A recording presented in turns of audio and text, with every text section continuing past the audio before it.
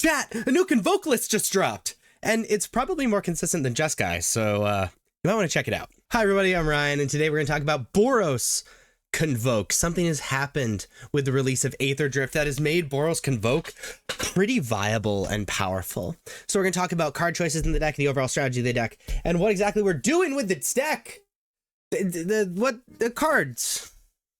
Let's jump into it. This is the new Boros Convoke deck. Now, what this deck overall is attempting to do is put a bunch of permanents onto the battlefield, whether they be something that makes another permanent like a Novice Inspector, makes two things like Resolute Reinforcements, etc., and then capitalize on having all of those permanents on the battlefield by pumping up Warden of the Inner Sky an insane amount, being able to tap them to convoke Knight Errant of Eos, being a large body in and of itself, while grabbing more things to flood the field with, and Immidane's Recruiter, which pumps up all of your creatures and gives everything haste, and you can jam for a lot of damage that your opponent often didn't see coming. Now, what's the reason we're playing Boros now instead of Just Guy? And the big thing is the addition of this Aether Drift card, Nesting Bot.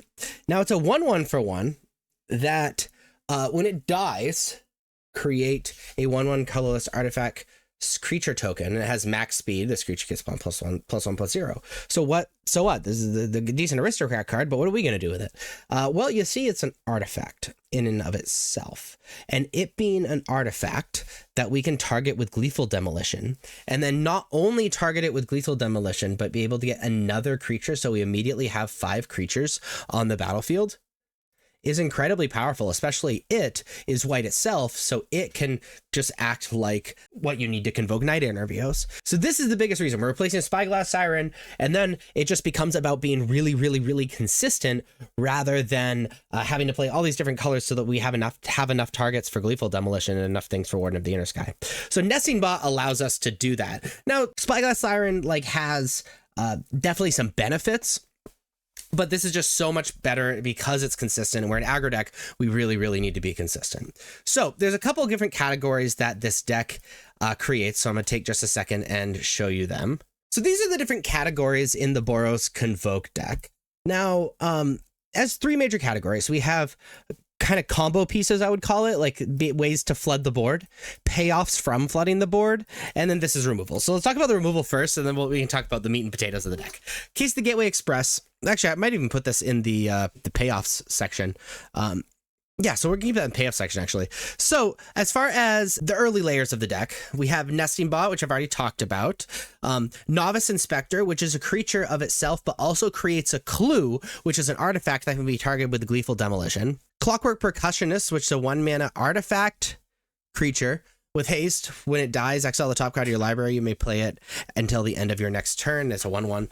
So we love that this is an artifact creature, so we can play it, be able to apply a little bit of pressure with it. And then when it either gets blocked or we Gleeful Demolition it, we effectively get to see and play the next card in our deck, which is amazing. And we have 4 Resolute Reinforcements. It's a 1/1 with Flash. When this creature enters, create a 1/1 white soldier creature token. Even better in the blue version of the deck because we can show Counterspell or that.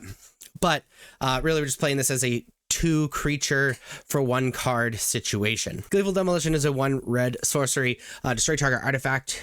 If you control that artifact, create 3 1/1 red Phyrexian Goblin creature tokens. So what's cool about Gleeful Demolition is not only does it allow us to have main deck artifact hate, but we can target Nesting Bot, Novices, the artifact created by Novice Inspector, Clockwork Percussionist, or, and we're going to talk about this in just a second, the creature from Mirex, to create 3 more creatures, and in the case of Nesting Bot, 4 more creatures. So let's talk about Mirex, which probably should go in this category as well, because it's not a red or white land, except for the first turn it's played. Really, we're playing it, right? Tap it, and 3 mana to create a 1/1 colorless Phyrexian Might artifact creature token with Toxic 1, and the creature can't block. It's just another creature. Sometimes they answer our initial aggro and we need it to go long. Sometimes we need it as an artifact. It's just all around like a solid land to be playing in this deck. And then these are payoffs. And so the first payoff, Case the Gateway Express.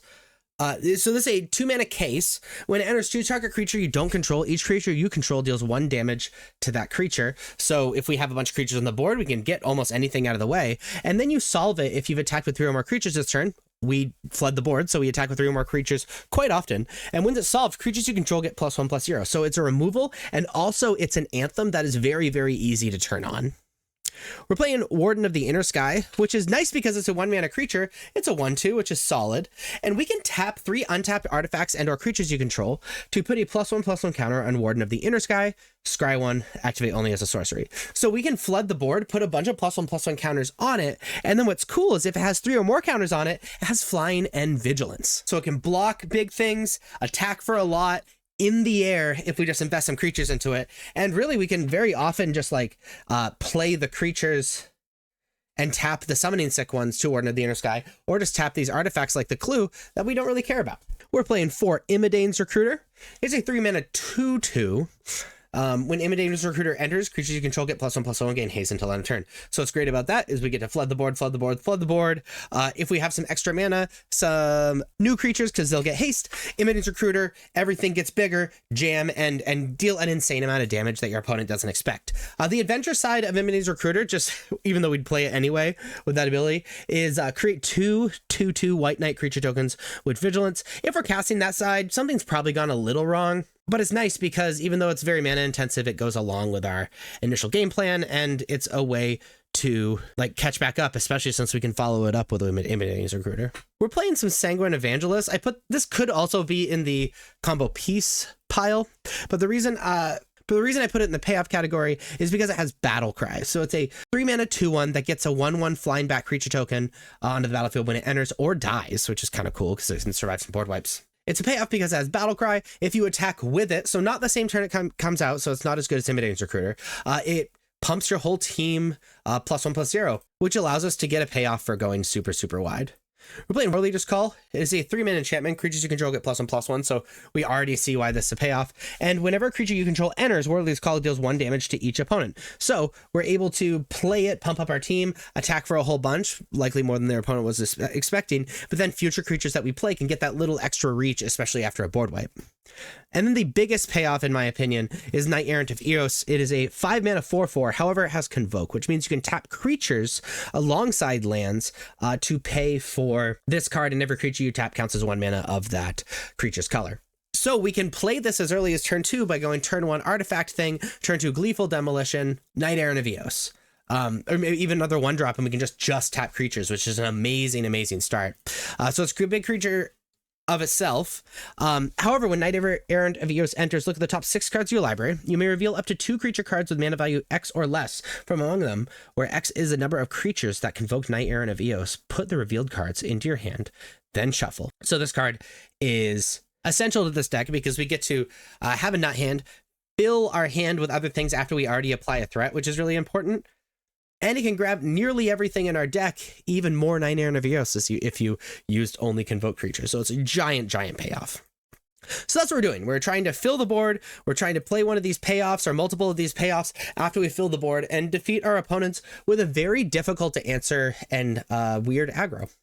As far as sideboard goes, Get Lost is great. Removal for big creatures so that we can attack out.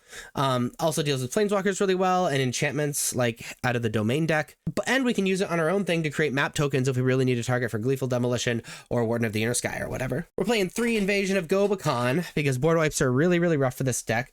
Really, we're playing it for both sides, which is one of the only decks that actually likes both sides very, very much. When Invasion of Gobakhan enters, look at the target opponent's hand. You may exile a non-land card from it. For as long as the card remains exiled, this owner may play it. A spell costs 2 more this way. So we're able to delay the board wipe with this card. And the best part is the Light Shield Array, where at the beginning of your end step, put a +1/+1 counter on each creature that attacked this turn. So if we're able to defeat this siege, which only starts with 3 defense, it flips into this Light Shield Array that will reward us for having a lot of creatures by pumping up our creatures every single turn if we attacked. And we can sacrifice it to have creatures you control gain hexproof and indestructible till end of turn, which allows us to effectively counter some board wipes or counter magic the turn before we kill our opponents. We're playing Rest in Peace for Graveyard Hate. 3 Sheltered by Ghosts. It's a 2-mana enchantment. Enchanted creature gets +1/+1 with lifelink and ward, and when it enters, exile target non-land permanent an opponent controls until Sheltered by Ghosts leaves the battlefield. We're mostly playing this for the aggressive decks to get something out of the way, and we're able to gain a lot of life, especially if we put it on something like a Knight Errant of Eos. We're playing one split up for aggressive decks, as it can be very easily be a one-sided board wipe in against decks that are trying to race each other. Playing 2 Torch the Tower again for these aggressive decks. It gets things out of the way. It kills blockers, and then it exiles the thing. So we're able to have an answer to Heartfire Hero where we don't get dealt damage, which is really nice. And then we're playing 2 Urbrass Forge for these decks that go really, really long, but not the authority of the console decks, because Urbrass Forge just reads your opponent gains a life every turn if your opponent has authority of the console. Decks that are looking to answer us rather than race us, Urbrass Forge can kind of really push it over the top. But that is the Boros Convoke deck in Standard. If you like this video and want to see more videos like it, please be sure to like and subscribe. Check me out on social media. Links are above me and in the description. Thank you so much for watching. I'll see you next time. Bye-bye.